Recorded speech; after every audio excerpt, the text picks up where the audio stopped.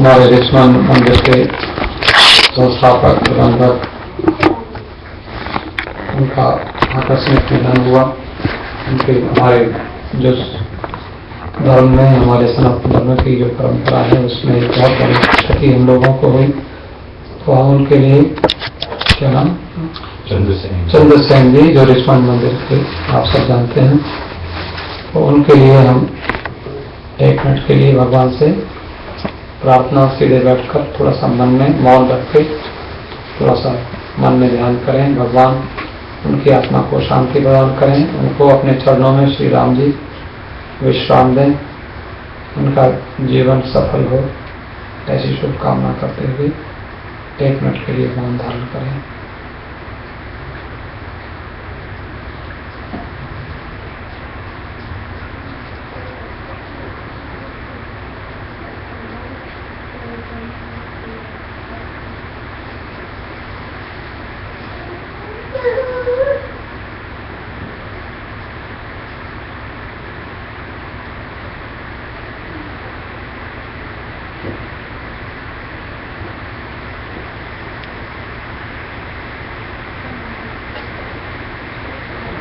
भगवान का स्मरण करेंगे उनके लिए।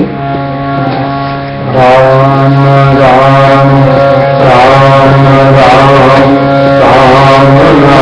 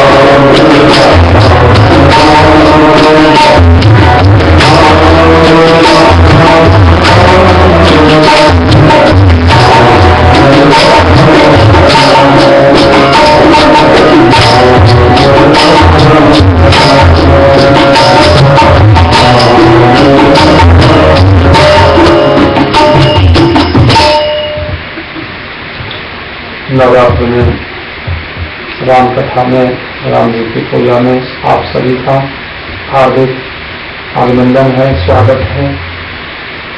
ये राम मंदिर आपका अपना मंदिर है और इसमें हम लोग श्रद्धा से, प्रेम से, भावना से, भक्ति से जो भी कुछ भगवान का पूजन करते हैं, भगवान की प्रसन्नता के लिए।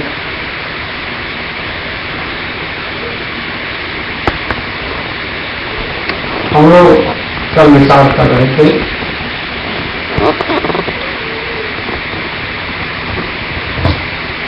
भगवान की दिव्य कथा, 3 भक्तियां जो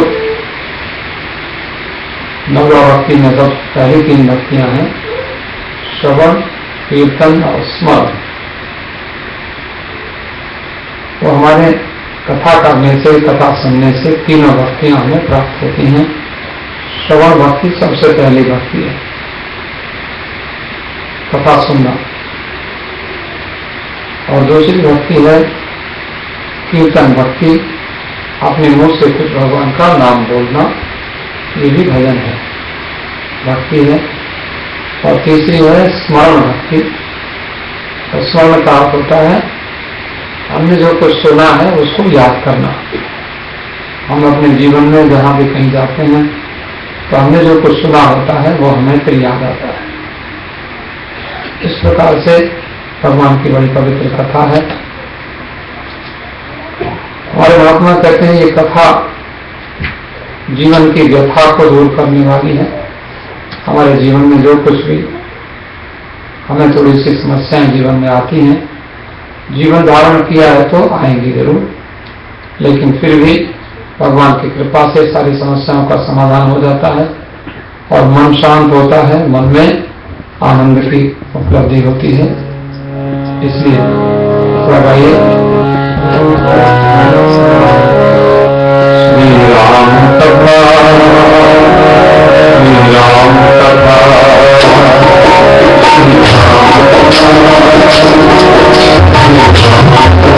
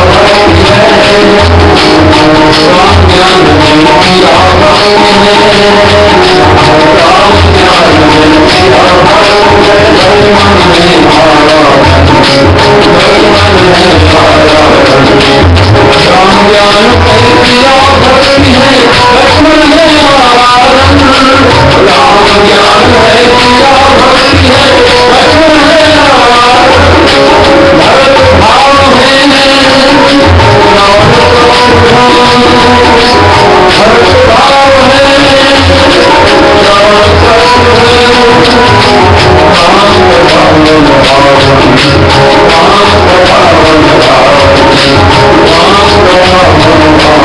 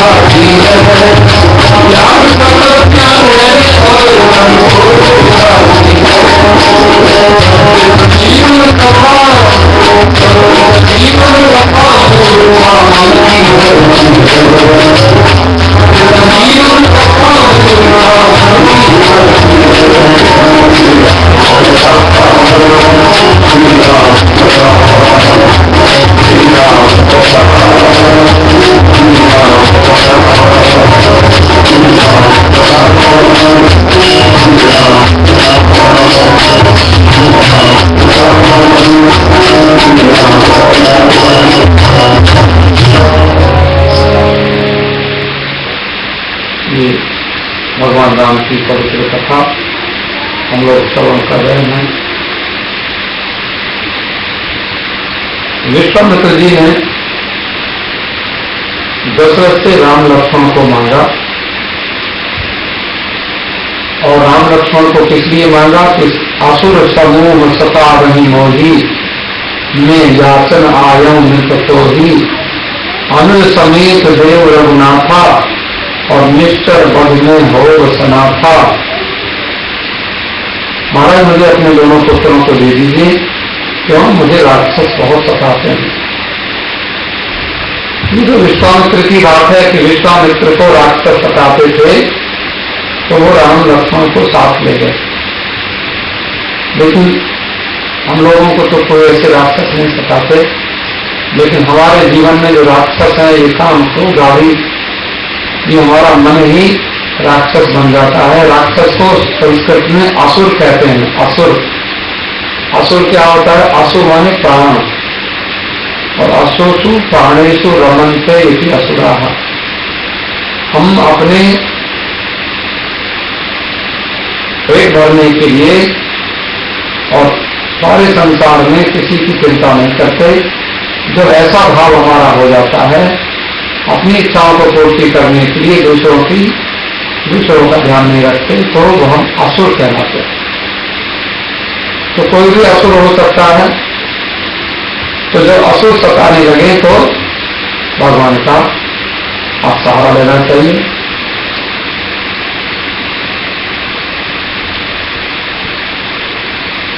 भगवान राम ने प्राप्त कहा मुनिसन रघुराई निर्भय यज्ञ करो तुम जाई, और होम कर्ण लागे मुनिधारी आप रहे मत की रखवाई। राम जी ने महात्माओं से कह दिया कि जाओ आप यज्ञ करो, और सारे महात्मा यज्ञ करने लगे, और भगवान यज्ञ के रक्षक के रूप में विराजमान हुए। विश्वामित्र जी ने देखा तो भगवान राम जी को गौतम नारी अहिल्या बन गई थी, अहिल्या पत्थर बन गई थी। पत्थर बनने का हमारे महात्मा बताते हैं कि देखो, हम लोग भी कभी कभी जब कुछ ऐसा कोई कार्य, किसी को कोई ऐसा कुछ बोल देते हैं जो नहीं बोलना चाहिए, कोई ऐसी भूल हमसे हो जाती है जो नहीं होनी चाहिए, तो हम भी पत्थर के जैसे हो जाते हैं। हमारा किसी से बात करने को मन नहीं करता, हमारे मन में अपने आप ही पश्चाताप होता है। और जब पश्चाताप होता है, हमने कोई बुरा कार्य कर दिया, अपराध कर दिया, और हम उसको रियलाइज करने लग गए, हम सोचने लग गए कि हमने अच्छा नहीं किया, इससे भगवान प्रसन्न हो गए। तो अहिल्या ने बहुत दिन तक पश्चाताप किया। आखिर एक दिन ठाकुर जी को पता चल गया इसने अपनी भूल स्वीकार कर ली। तो भगवान आ गए और चरण धूली अहिल्या को लगाई, और अहिल्या फिर जैसी पहले थी वैसी हो गई। अहिल्या का उद्धार किया भगवान। एक हमारे महात्मा कहते हैं कि देखो, हम लोग तो मनुष्य हैं, राम जी के नाम ने तो पत्थर भी ताड़े। अहिल्या पत्थर की अहिल्या वो स्त्री बन गई, और हम लोग भगवान, हम तो मनुष्य हैं, तो फिर हमारा क्यों उद्धार नहीं हो सकता? पतिदेव ने श्राप दे दिया था कि तुम पत्थर बन जाओ। तो कहती हैं मुनि श्राप जो दीना अति भल कीना परम अनुग्रह में माना, और देखे बड़े लोचन हरि भव मोचन यह लाभ शंकर जाना। अहिल्या ने कहा तो सोचा था मेरे पति ने अच्छा नहीं किया, मुझे श्राप दे दिया, लेकिन यदि मैं पत्थर ना बनती तो फिर ये भगवान कैसे आते? देखो, नवरात्र चल रहा है, हम लोगों के जीवन में खुशियां चाहिए, हमारे बच्चों का विवाह होना है, और हमारे बेटे के लिए अच्छी कन्या मिल जाए, हमारी कन्या के लिए अच्छा पति मिल जाए, अच्छा कोई वर मिल जाए, ऐसी भावना हम सब लोगों की रहती है। तो रामायण में ये कथा है। आपने देखा विश्वामित्र जी के साथ राम गए तो विश्वामित्र जी के संरक्षण में राम जी के सारे काम हुए। मुनि से पूछा, महात्मा जी से पूछा कि बाबा जी हम अयोध्या देखा है? बोले हाँ देखा। राम जी ने कहा हम तो नहीं देखना चाहते हैं, लेकिन लक्ष्मण जी देखना चाहते हैं। लक्ष्मण जी का नाम लगाया, लेकिन बाद में जब राम जी नगर देख कर आए तो गुरु जी बोले भैया बहुत देर कर दी, नगर में क्या देखने लग गए थे? तो राम जी ने सच बता दिया, गुरु जी जिस कन्या का विवाह हो रहा था ना, वो कन्या हमको बाग में मिल गई थी और हमने उस कन्या को देखा। राम जी की ये सरलता है, राम जी की गुरु के साथ, गुरु से कपट मित्र से चोरी, या हो निर्धन या हो कोड़ी। गुरु से कभी कपट नहीं करना और किसी को फ्रेंड बना के, मित्र बना के उसके साथ चोरी नहीं करना, नहीं तो फिर जीवन में हमें कष्ट भोगने पड़ जाते हैं। इसलिए राम जी ने कैसा बिल्कुल विश्वामित्र जी, तभी तो कहते हैं, देखो विश्वामित्र कहते हैं राम, तभी तो तुम राम हो। संसार में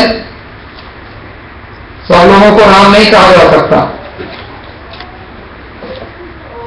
हमारे भगवान कैसे भक्तों से प्रेम करते हैं, आप लोग बहुत अच्छे हैं और राम मंदिर बोर्ड का ये निश्चय है कि आप लोग और भी अच्छे बने और इतने अच्छे बन जाएं कि आपके हृदय में भगवान विराजमान हो जाए।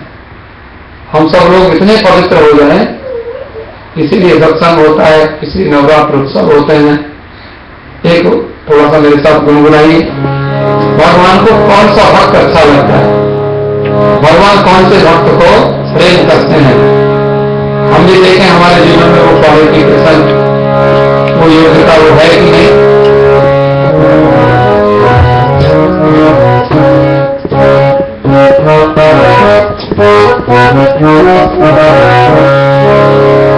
प्रभु को एक ही भक्त प्यारा, प्रभु को एक ही भक्त प्यारा,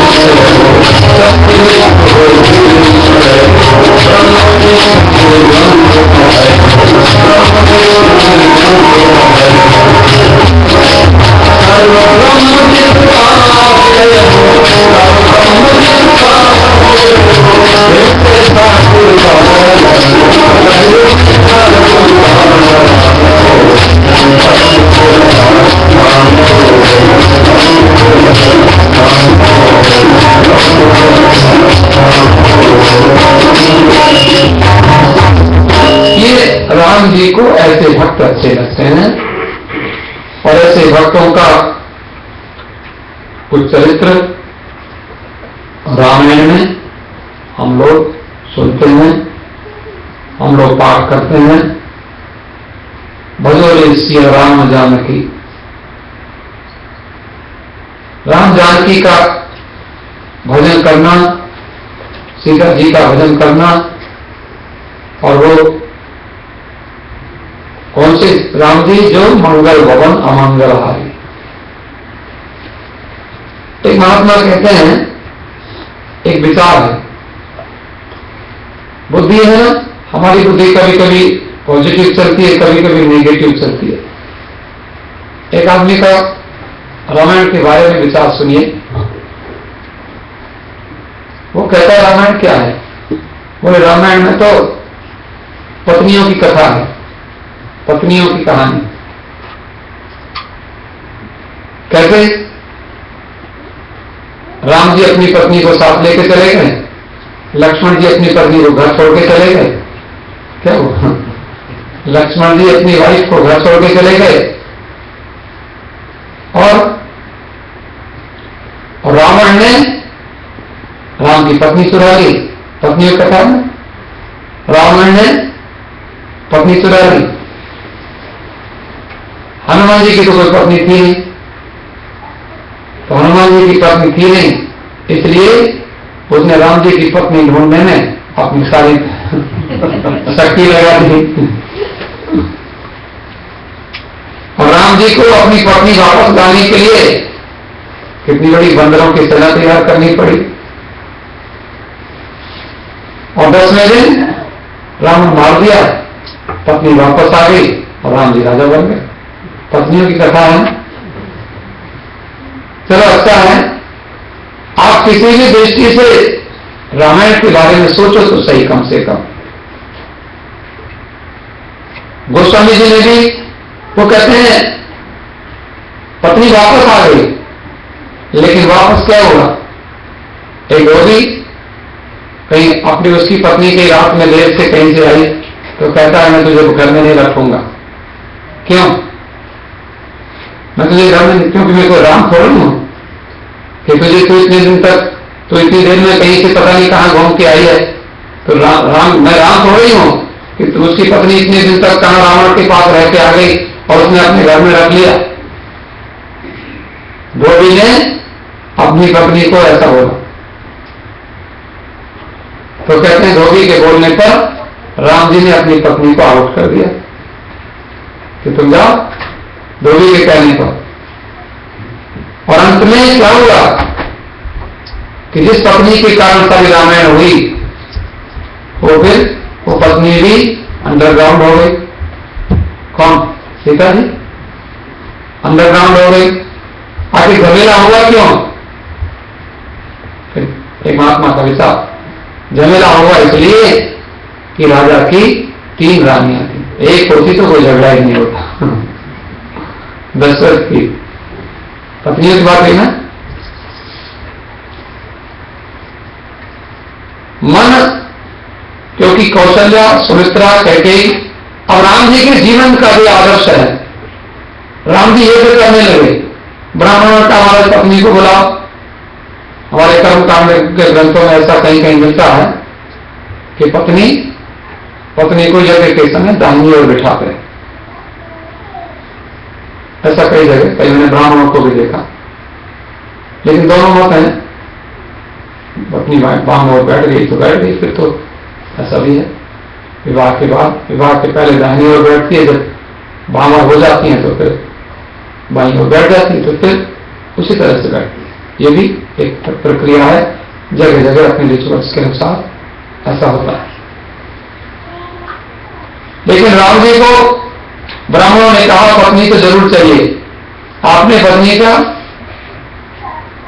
का त्याग कर दिया। लेकिन इन सब बातों का संशोधन करके देखें तो राम जी ने, जैसे आजकल लोग पत्नियों का त्याग कर देते हैं, पत्नियों की खबर भी नहीं देते, ऐसा तो नहीं। ऐसी रामायण, मैंने कई रामायण ऐसी पढ़ी जिसमें जब लव कुश का जन्म हुआ तो राम जी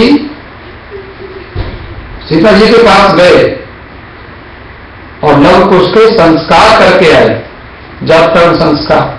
और सोचने की बात यह है, हम अपनी पत्नी को छोड़ देते हैं और उससे फिर उसका हाल भी नहीं पूछते वो कहां है और वो कहां जाएगी, क्या करेगी। लेकिन प्री प्लान त्याग भी किया तो लक्ष्मण जी को कहा तुम जाओ और तुम छोड़ के आना। कहां छोड़ के आना? वाल्मीकि के आश्रम में छोड़ के आना। देखो, पत्नी को भी छोड़ना है तो छोड़ा क्यों? यद्य विशुद्धम लोक विरुद्धम ना करणीयम। हम लोग कहते हैं वी डोंट केयर, हमें क्या परवाह है, हम कोई परवाह नहीं करते, लेकिन परवाह करनी चाहिए। एक आदमी धोबी क्यों बोले राम बड़ा खराब है कि राम ने उसको रख लिया, लेकिन सीता जी को अग्नि परीक्षा देनी पड़ी और सीता जी ने, यदि आज राम जी ऐसा कहते थे आई डोंट केयर, आज राम मंदिर नहीं होता। राम परवाह करते हैं लोग, बड़े लोग, कोई हमारे लिए क्या कहता है, आज हमारे लिए कोई ऐसा कहता है तो हम कल को वैसा ना करें। ये राम जी के जीवन की एक कथा है, आदर्श है।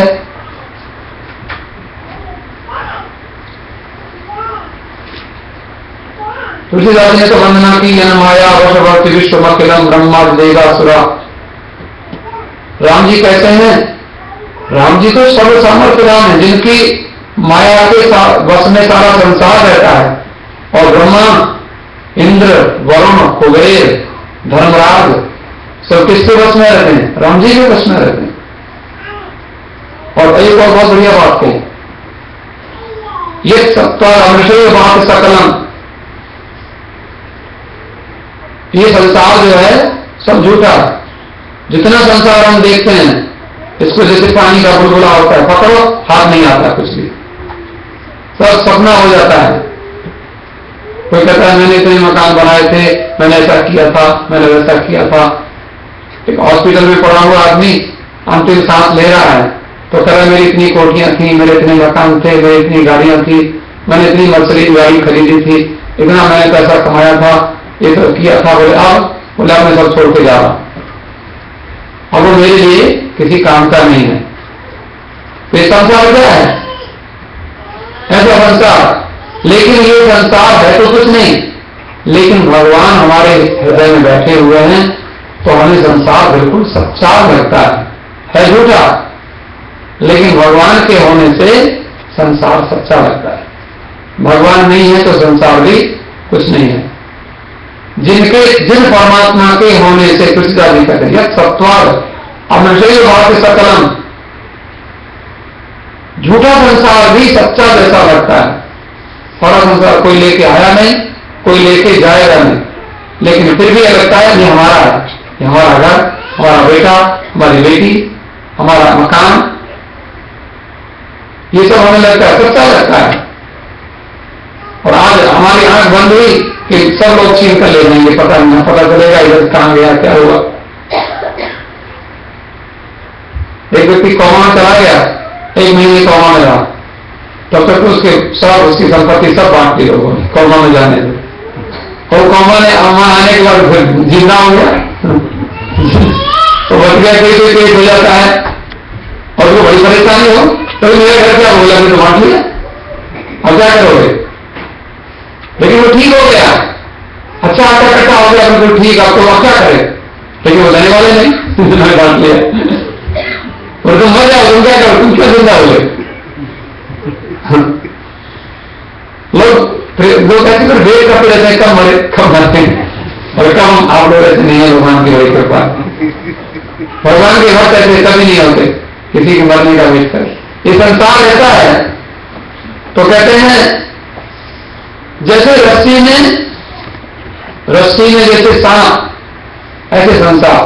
रस्सी में सांप कैसे, कई रस्सी पड़ी हुई है और हमने अंधेरे में देखा नहीं, रस्सी के ऊपर हमारा पैर पड़ गया, रस्सी के ऊपर पैर और रस्सी एकदम ऐसी उछली और चल के उसने हमारे घुटने में लगी जाकर।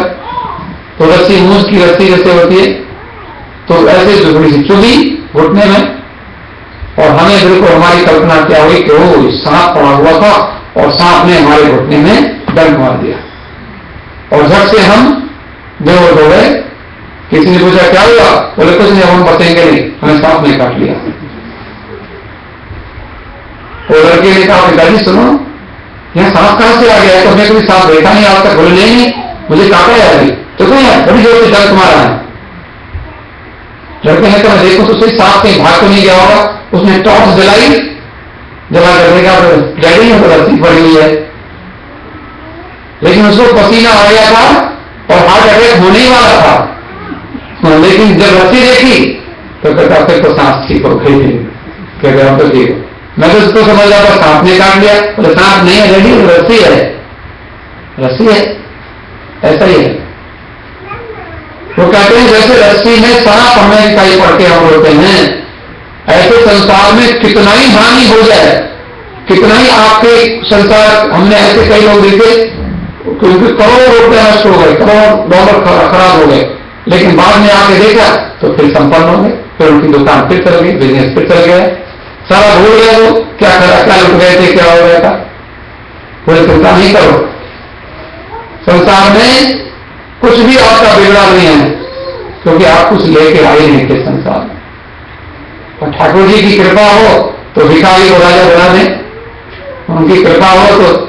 और हम लोग भिखारी को भिखारी समझते हैं। महात्मा कहते थे ये खप्पर कब बदल जाए कोई पता नहीं, वो भगवान किसके हाथ से दूसरे के हाथ में दे दे, डरना चाहिए। भिखारी को जिसने राजा रंग बनाए, जिसने भिक्षुक राज बिठाए, ऐसे भगवान। इसलिए ये पागल में एक मेरे भगवान बोले स्थिति सावधान, तुलसीदास जी कहते हैं, बड़ी बढ़िया वर्णना करते हैं संस्कृत में कि जिसके चरण कमल संसार रूपी सागर से उतरने की नाव के समान है। हमको संसार रूपी सागर से अगर उतरना है, पार जाना है, तो भगवान के चरण कमल रूपी नाव का सहारा हम ले लें। ऐसे वंदे हम तम श्रेष्ठ कारण परम। इसलिए जो सारे संसार का एकमात्र कारण है, भगवान है तो सब है, भगवान है तो हम हैं, भगवान है तो सारा संसार है, परमात्मा नहीं है तो कुछ भी नहीं है, ऐसा सोचना। ऐसे हम भगवान को नमस्कार करते हैं। ये हमारे गोस्वामी जी ने रामायण में रामचरितमानस में राम जी की प्रार्थना की। और राम जी की एक विशेषता हम आपको बताएं, राम जी गुरु जी को आगे रखते हैं। शादी करते हैं तो शादी में पता नहीं है, गुरु जी जैसी शादी करा देंगे। ये कन्या तुम ऐसा करो, धनुष तोड़ो, तो धनुष तोड़ने लग गए तो वहीं शादी भी हो गई। तुलसीदास ने गुरु की महिमा बहुत कही। गुरु श्री गुरु पद नख मणि गण ज्योति, सुमित दृष्टि ये होती। अगर गुरु आपको गुरु में भक्ति है, आपको हम एक तांत्रिक प्रयोग बताते हैं। आप ध्यान रखना, आपका विश्वास हो तो, मेरी बात पर विश्वास हो तो आपको हो सकता है लाभ हो जाए। क्या करना, आपकी माता जी, आपके पिताजी, वैसे उनकी सेवा करना और उनसे कभी भी उनको हर्ट नहीं करना। माता पिता गुरु तीन है, माता जी को, पिताजी को, गुरु जी को। राम जी ने तीनों में से किसी को हर्ट नहीं किया कभी। और वहां जब रावण को मार के आए, कौशल्या बोली तूने रावण मारा, तो बोले कि माता जी मैंने रावण का मारा, तुम समझ सकती हो, मैं तुम्हारा छोटा सा बच्चा, मैं रावण को कैसे मार सकता हूं? तुम्हें सुना है तुमने रावण को मक्का मार दिए। बोले गुरु वशिष्ठ कुल पूज्य हमारे, और जिनकी कृपा बनुज रण मारे। मैंने गुरु वशिष्ठ जी की कृपा से मैंने रावण मारा था, कुंभकर्ण मारा था, गुरु जी को आगे करके।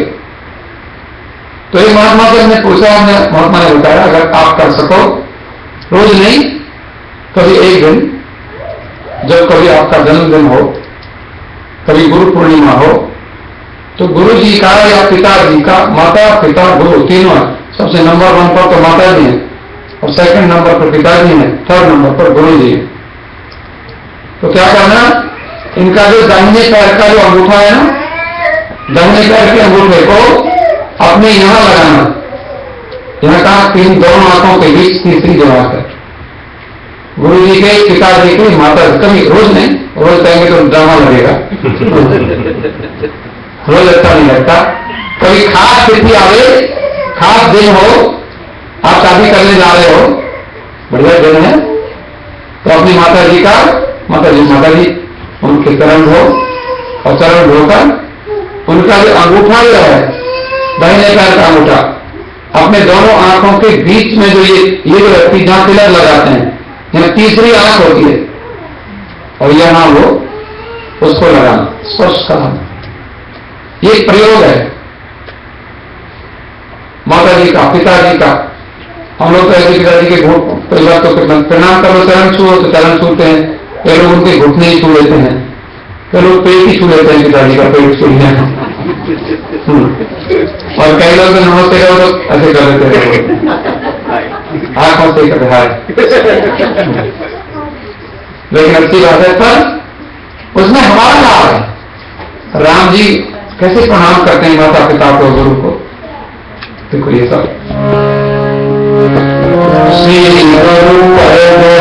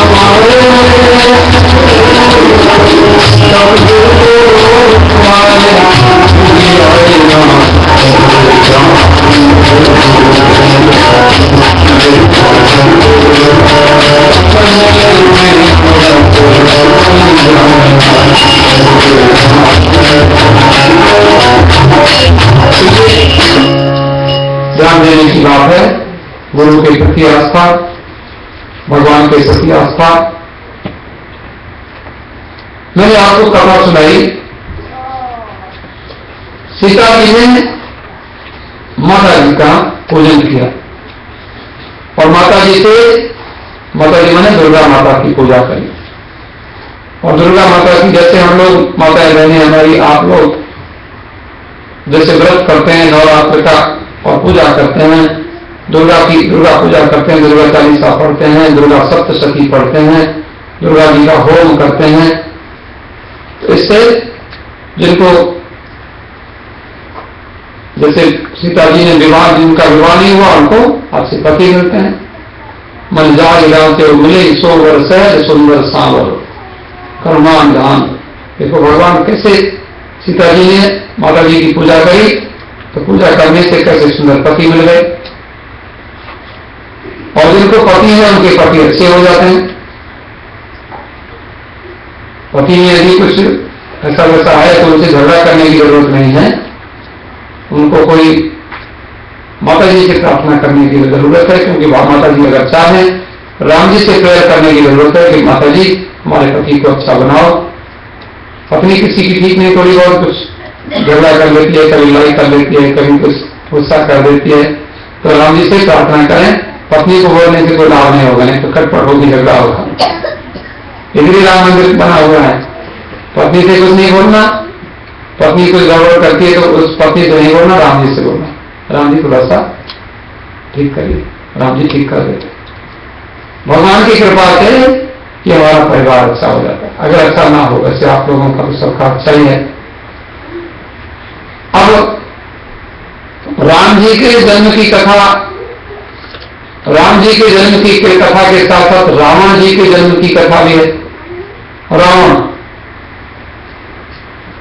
रावण का जन्म क्या हुआ, ये हमारे यहां कथा बताई गई है। जैसे मनुष्य शत्रुपा ने तपस्या करी थी और भगवान राम जी मनुष्य शत्रुपा को वरदान देते हैं कि हम तुम्हारे घर में स्वयं ही पुत्र बन के आएंगे। एक विश्रवा नाम के मुनि है, विश्रवा, वैश्रवण नाम है कुबेर जी का, कुबेर के पिताजी। कुबेर कौन है? जो धनाध्यक्ष देवताओं के कैशियर हैं, कोषाध्यक्ष हैं। एक बार क्या हुआ, अपने बेटे से नाराज हो गए।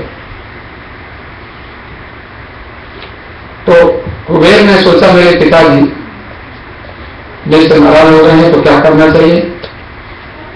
उस कुबेर ने 3 राक्षस कन्याएं बनाई और उन राक्षस कन्याओं को आग्रह किया कि तुम हमारे पिताजी की सेवा करो। तीनों ने बड़ी सेवा करी। तो सेवा करी तो तीनों को महात्मा ने वरदान दिया। उनमें से एक का नाम है पुष्पोत्करा, एक का नाम है मालिनी।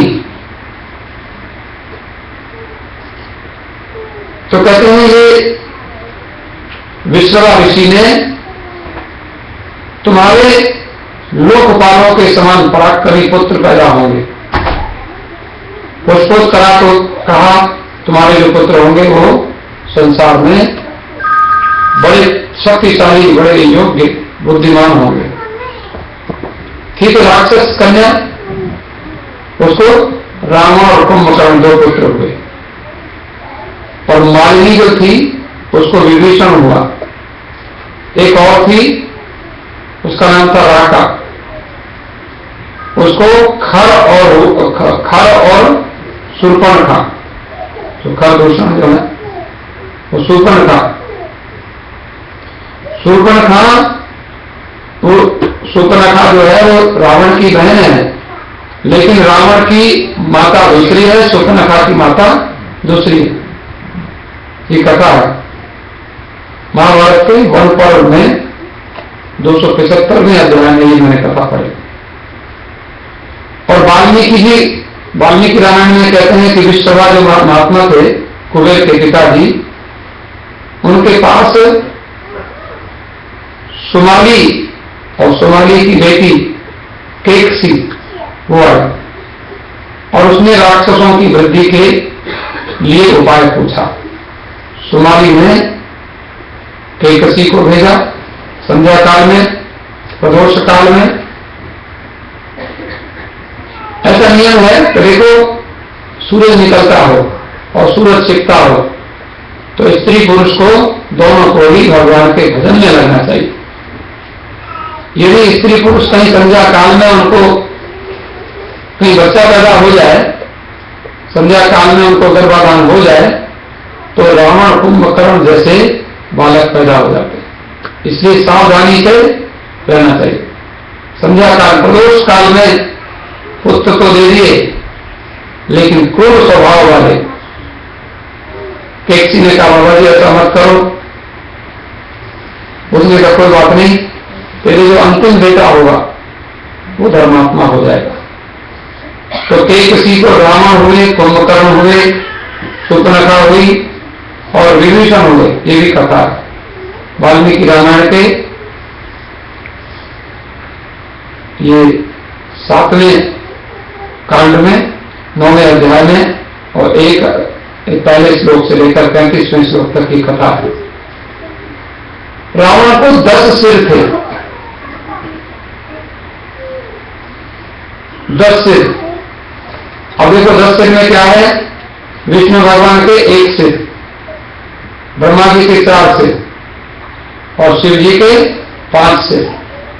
तो ब्रह्मा विष्णु और शिव जी के तीनों के सिर मिला दो 10 होते हैं, 10 हो गए। और ज्योतिष शास्त्र में 10वीं दशा होती है। ज्योतिष में मृत्यु भाव कहते हैं, 10वां भाव। 12 भाव होते हैं, 10वां भाव मृत्यु होता है। तो माने ये मृत्यु का रूप होगा। और 10 सिर में जो 1 सिर है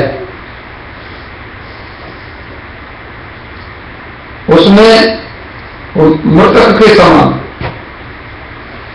10 इंद्रियां, 10 मुख, दशरथ है जीवात्मा।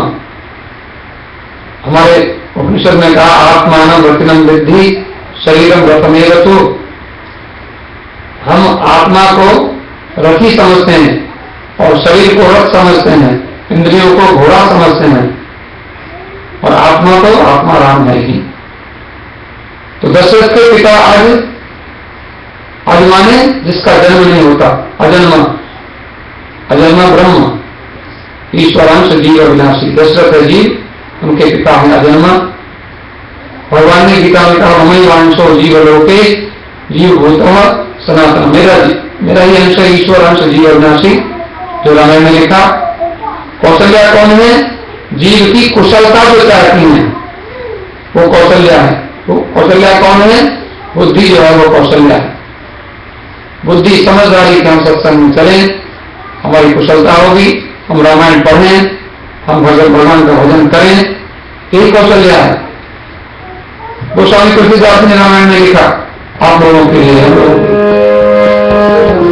राम सिया राम सिया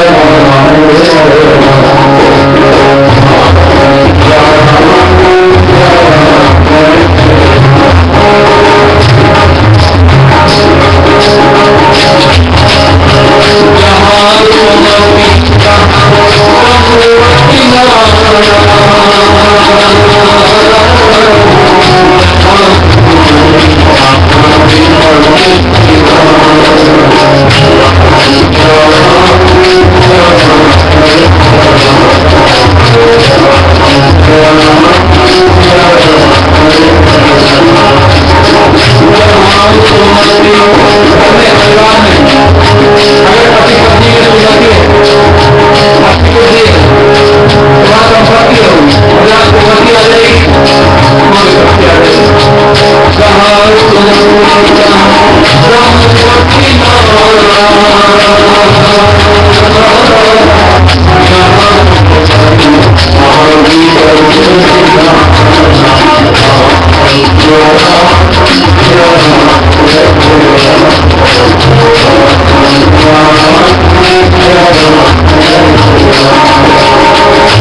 भगवान के जन्म की कथा राम नवमी के दिन आपको सुनेंगे।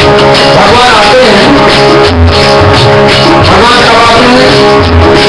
बड़े फल बहुत देनम पर धन पर माने माते पारे गया साधन इनके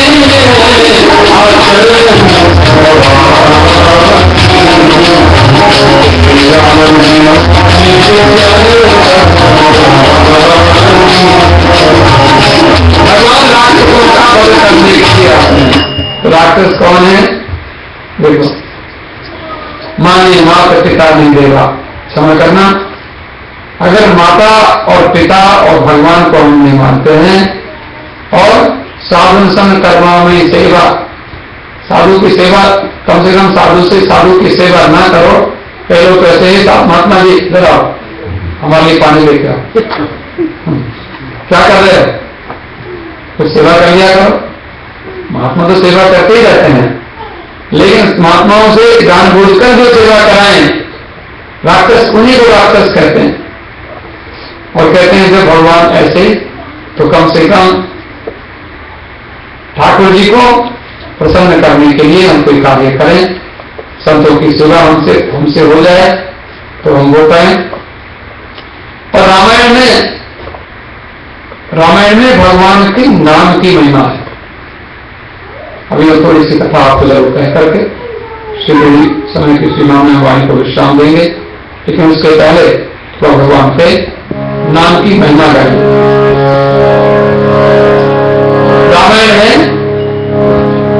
राम जी का नाम, तुलसीदास जी ने जो पुस्तक रामायण लिखी, शेक्सपियर ने भी एक पुस्तक लिखी और कालिदास ने भी एक पुस्तक लिखी। कालिदास तो बहुत बड़े संस्कृत के कवि हुए, उन्होंने संस्कृत में लिखी, और शेक्सपियर ने अंग्रेजी में लिखी, और तुलसीदास जी ने हिंदी में लिखी। थोड़े बहुत संस्कृत के श्लोक उसमें लगा दिए, 10, 12, 14 श्लोक। तो उसमें तुलसीदास जी की पुस्तक इतनी पॉपुलर हो गई, शेक्सपियर से भी ज्यादा, कालिदास से भी ज्यादा। तो महात्मा किसी ने पूछा कि ऐसा क्यों हुआ? बोले ऐसा इसलिए हुआ कि तुलसीदास जी की चौपाई में कहीं भी देखो तो हर चौपाई में र और म मिलेगा। र और म के बिना कोई चौपाई उनकी नहीं है।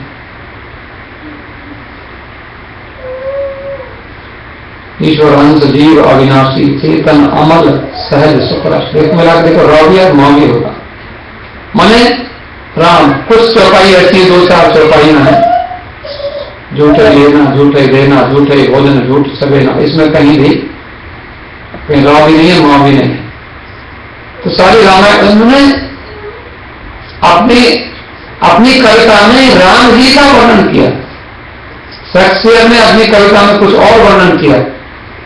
कालिदास ने बहुत सारी चीजें वर्णन की, लेकिन रघुपति चरित्र उदार, इसमें भगवान की कथा है।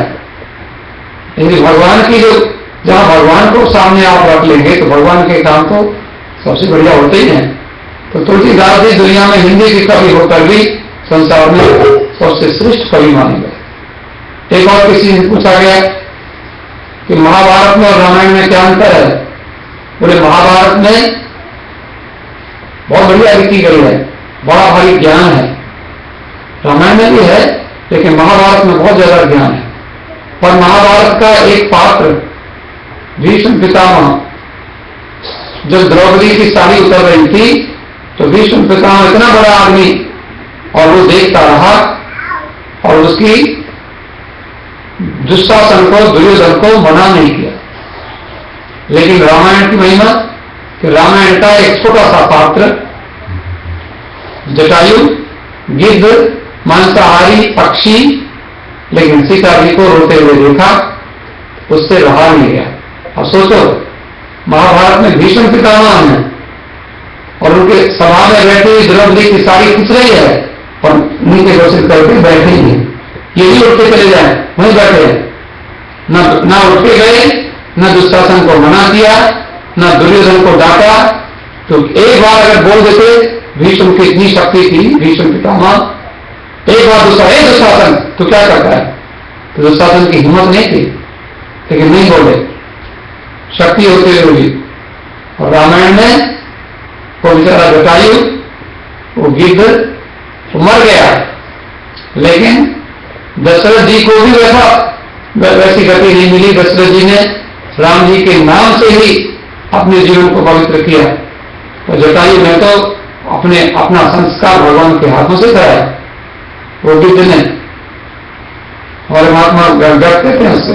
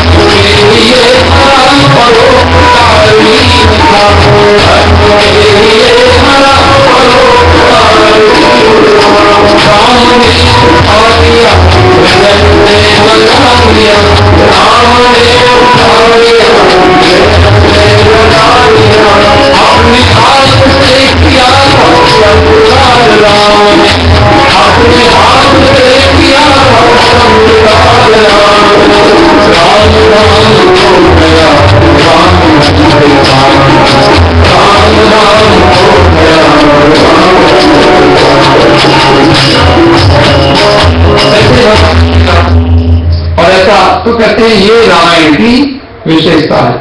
और रामायण में भगवान का नाम, पूरा भगवान का नाम, उसकी महिमा, सर्वश्रेष्ठ नाम, सर्वश्रेष्ठ नाम है, सर्वश्रेष्ठ नाम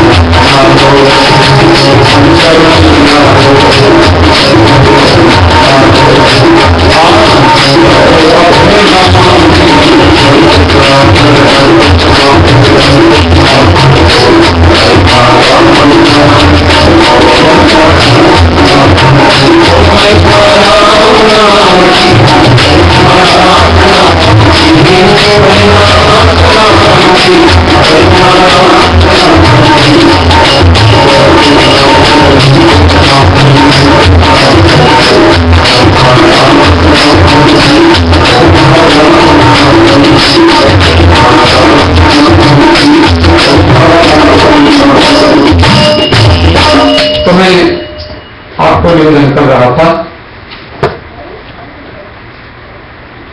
विश्वामित्र जी ने भगवान राम का विवाह कराया और उसमें भगवान राम जी ने सीता जी के विवाह के पहले धनुष तोड़ दिया और उनको फिर सीता जी की प्राप्ति हो गई। हमारे महात्मा कहते हैं धनुष क्या है? धनुष अहंकार का प्रतीक है, अभिमान का प्रतीक है। सीता जी क्या है? सीता जी भक्ति की प्रतीक है। राम जी तो ज्ञान है ही, तो अहंकार को, अहंकार रूपी धनुष को ज्ञान से तोड़ा जा सकता है। समझदारी से, अभिमान को समझदारी से हम मिटाएं। हम इतने बड़े आदमी हैं, आप बहुत बड़े हैं, भगवान करे और भी बड़े बने, पर राम जी के सामने हम लोग छोटे बनकर विनम्रता से, प्रेम से बैठकर कथा सुनते हैं। इससे भक्ति हमारे गले में जय माला डालती है। इस प्रकार से राम जी की बड़ी पवित्र कथा है। हमारे महात्मा कहते हैं जिनके हृदय में भगवान के नाम की महिमा है, उनको संसार में कोई कमी नहीं रहती, उनको संसार में हर सुख, हर सुविधा मिल जाती है।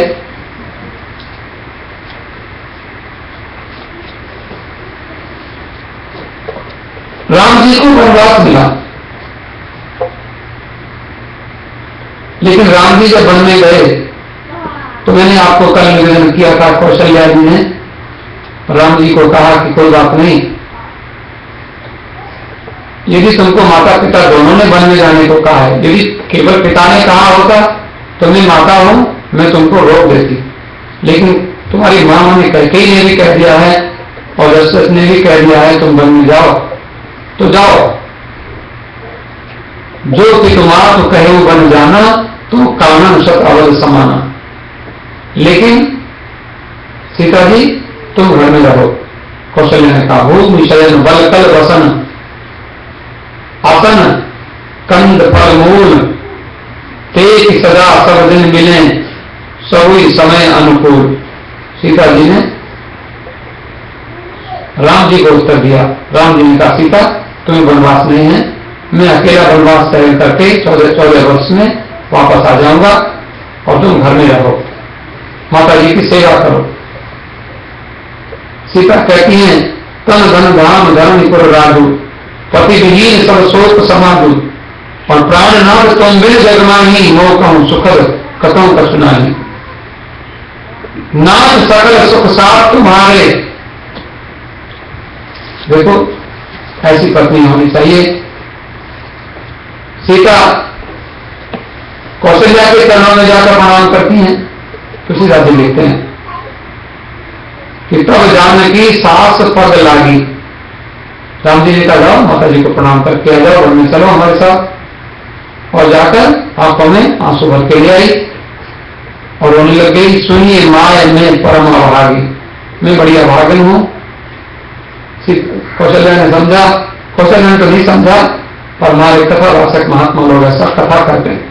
कथा को किस तरह से कहने होता है, तो कहते हैं कि कौशल्या ने समझा कि वन में जाने को मना कर रही होगी, इसलिए उसको कष्ट हो रहा होगा, रो रही है। तो सीता जी ने क्या उत्तर दिया, बारी बार लाए उर्लीनी, धर धीरज सिख आशीष दीनी, अचल हो यही बात तुम्हारा, जब लगी कंग जमुन जल धारा। सौभाग्यवती हो, जब तक गंगा जमुना में जल है तब तक तुम्हारा सौभाग्य रहे। लेकिन सीता ने कहा, माता जी सेवा समय दही और बन दीना, मोर मनोरथ सफल न कीना। मैं इसलिए नहीं रो रही हूं कि मैं वन में जाने से डरती हूं, मेरे पति के साथ जा रही हूं, लेकिन मैं अपनी सास की सेवा करती, वो भगवान ने मुझे सेवा का मौका नहीं दिया। अच्छा देखो, लक्ष्मण जी जा रहे थे, लक्ष्मण जी को वनवास नहीं मिला, लेकिन लक्ष्मण जी को राम जी ने कहा, जाओ अपनी माता को प्रणाम करके आओ। सुमित्रा जी से लक्ष्मण जी ने प्रणाम किया तो सुमित्रा बोलती हैं, क्या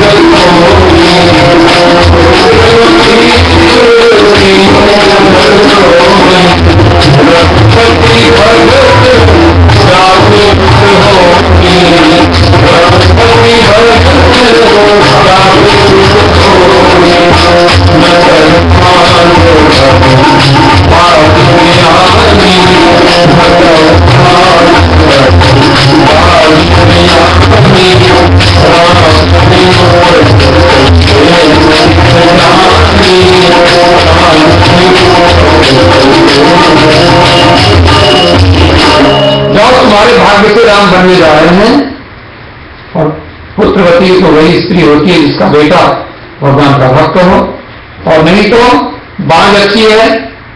अच्छा उर्मिला, उर्मिला कौन है? लक्ष्मण जी की पत्नी का नाम उर्मिला है। लक्ष्मण जी की पत्नी ने सोचा, किसी ने बताया कि राम जी बनने जा रहे हैं, लेकिन राम जी के साथ लक्ष्मण जी भी जा रहे हैं। जब पता चला कि राम जी बनने जा रहे हैं और राम जी के साथ लक्ष्मण जी भी जा रहे हैं, तो उर्मिला ने क्या किया? आप बुरा नहीं मानना, आजकल की कोई महिला होती तो जाकर, सुनो इधर चलो, तुम कहां जा रहे हो? मैं तुमको नहीं आने दूंगी। लेकिन रामायण में लिखा हुआ है कि कहीं भी ऐसा कहीं लिखा नहीं है कि उर्मिला लक्ष्मण जी से मिलने भी आई हो। एक बार नहीं तो कहती, लो मेरा फोटो लेके जाओ। कैसे रहोगे मेरे बिना, और वहां से पत्र लिख देना जरूरी, ऐसा भी बोला नहीं कहीं।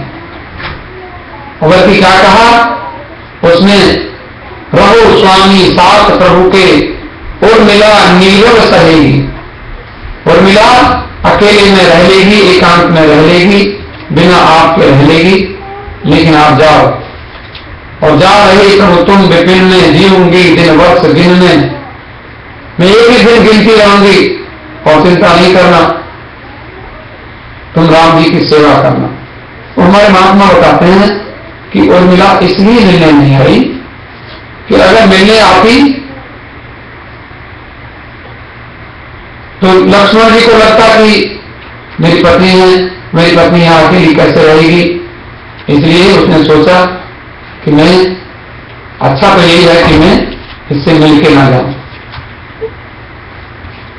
उर्मिला भी शांत भाव से बैठी रही और मिलने गई नहीं।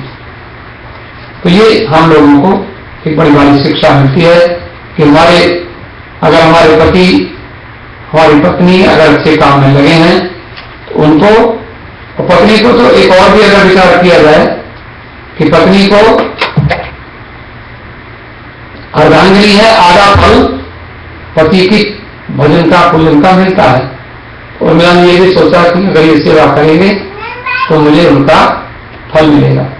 महात्मा ने ऐसी कथा में सुनाई है कि जो लक्ष्मण जी का और मेघनाथ का युद्ध हुआ था लंका में, तो मेघनाथ की शक्ति से लक्ष्मण जी मूर्छित हो गए थे। तो हनुमान जी संजीवन बूटी लेके आए और लक्ष्मण जी फिर ठीक हो गए।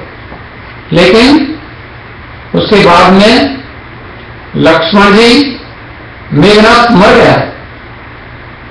तो कहते हैं मेघनाथ क्यों मरा? तो मेघनाथ की पत्नी का नाम है सलोचना। सलोचना सती हुई थी। सलोचना बड़ी पतिव्रता स्त्री थी, लेकिन सलोचना पतिव्रता थी और उर्मिला भी पतिव्रता थी। तो कहते हैं पतिव्रता स्त्रियां जो अपने पति की मंगल कामना करती हैं तो उनके पति की रक्षा होती है। तो मानो उर्मिला की और सलोचना की लड़ाई हो रही थी वहां, दोनों की धर्म की लड़ाई हो, दोनों का धर्म, और दोनों के धर्म में से सलोचना का धर्म कमजोर पड़ गया और उर्मिला का धर्म शक्तिशाली हो गया। इसलिए सलोचना का पति मर गया और उर्मिला का पति ठीक हो गया। तो क्यों उसका कमजोर क्यों पड़ गया? कमजोर इसलिए पड़ गया कि सलोचना अपने पति के साथ रहकर पतिव्रता थी, लेकिन उर्मिला पति के साथ न रहकर भी पतिव्रता थी। 14 साल बिना पति के रही और 14 साल तक पति का स्मरण करती रही। ये उनकी विशेषता है, इसलिए हम उनको विशेष आदर देते हैं। थोड़ा सा जरा सा हम एक गीत गाते हैं, आप लोग थोड़ा सा गाइए और ऐसा सा घूम रहेंगे।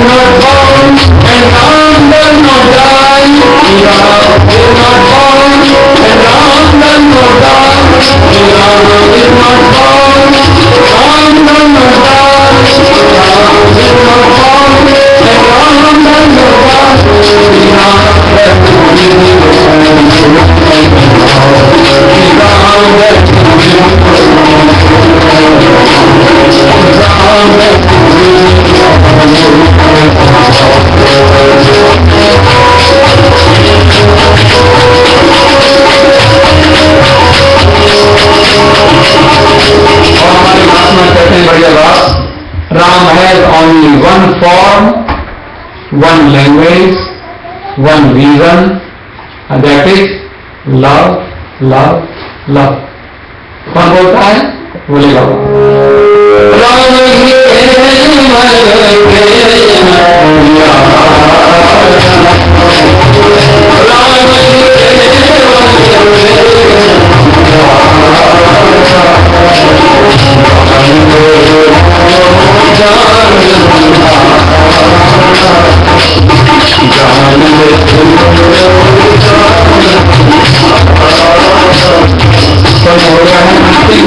बात कह करके हम कथा को विश्राम दे दें। अंतिम छोटी सी बात, छोटी सी कथा। आप लोग बड़े समझदार, बड़े सुलझे हुए, बड़े अच्छे बुद्धिमान पढ़े लिखे लोग हैं, लेकिन रामायण में जो कथा है, रामायण में एक साधारण नाव चलाने वाले की कथा है, केवट की कथा। कि केवट राम सखा पर नाव मंगाई, लेकिन केवट लेके नहीं आया।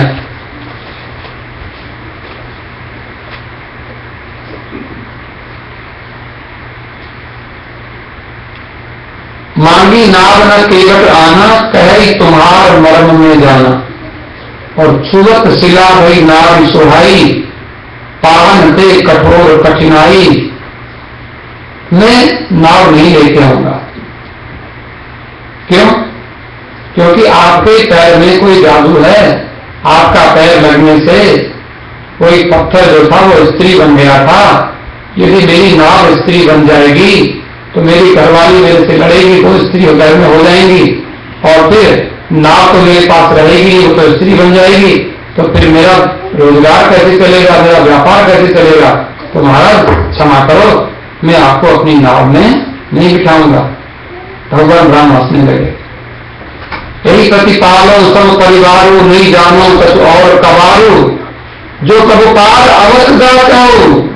आप जाना चाहते हो दूसरी पार बोले ना, तो मोरी पदम पखारण कहो, अपने चरण मुझे धोने को आज्ञा दीजिए। पद कमल गौर चढ़ाओ, नाव नन्नाथ उतराई चहो। महाराज मैं आपसे कुछ उतराई नहीं मांगूंगा, आपके चरण धो करके चरणामृत लूंगा और मैं आपको पार कर लूंगा। तो हमारे महात्मा बड़ी अच्छी बात को राजी कर दी। सुन के वटते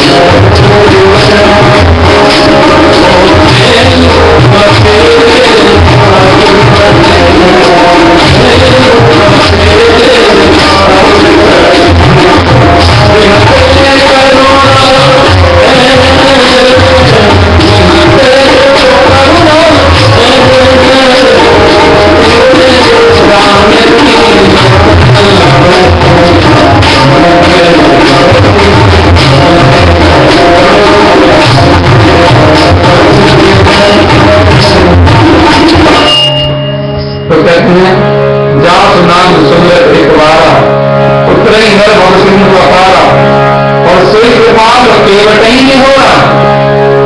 बताओ, जिसका नाम लेने से सारा संसार सागर पार कर लेता है जीव, वो जरा सी गंगा को पार करने के लिए केवट की ओर कह रहे हैं भैया मैं पार उतार दे। लेकिन यहां बड़ी मधुर कथा है। केवट ने नाव लाकर भगवान को पार उतारा भी, लेकिन कहते हैं भगवान जब चरण धोने लग गए तो कहते महाराज थोड़ा सा चरण ऊपर करो। भगवान ने और ऊपर किया, वो महाराज थोड़ा सा और ऊपर करो, रथ ठीक से धोने में नहीं आ रहा है। भगवान ने और ऊपर किया, मैंने थोड़ा सा और ऊपर, पैर जब ऊपर उठाओगे तो बैलेंस तो बिगड़ेगा। भगवान ने जब देखा तो भगवान थोड़ा सा हिलने लगे, बोले कोई बात नहीं मेरा सहारा ले लो। तो भगवान ने घर से सिर पर हाथ रख दिया, बोले हाँ यही तो हम चाहते थे। सिर पर हाथ,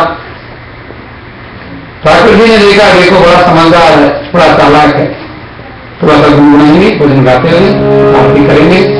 मेरी छोटी सी नाव तेरे जादू भरे पाँव, मेरी छोटी सी नाव तेरे जादू अपने चरखा के नाम, चरखा के नाम, चरखा के नाम, तेरी मेरी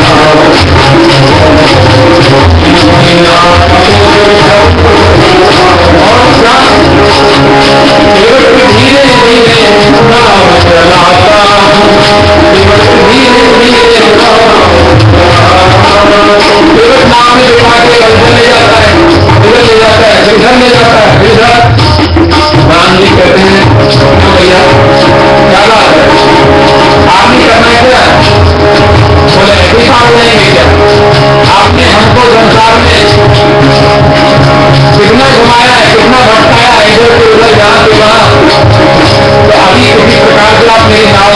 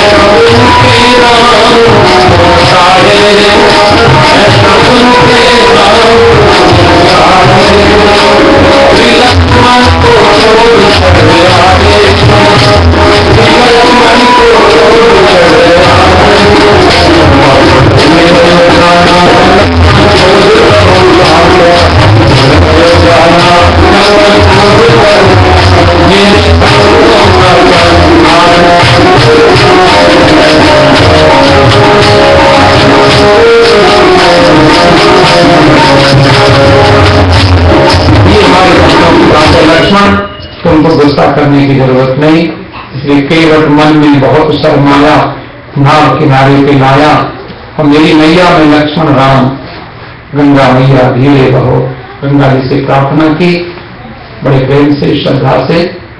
सियावर रामचंद्र भगवान की जय। भगवान की आरती करेंगे, शेष कथा कल शुरू करेंगे।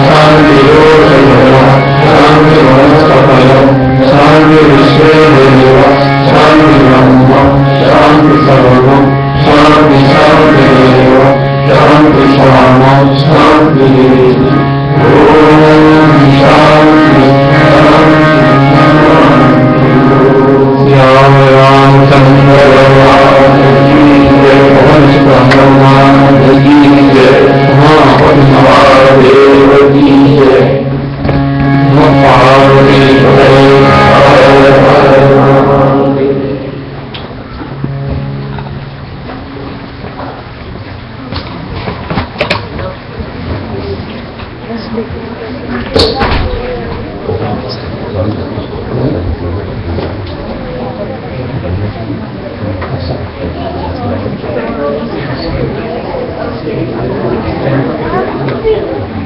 हाँ सर, कल 10 बजे कन्या पूजन है मंदिर में, आप सभी लोग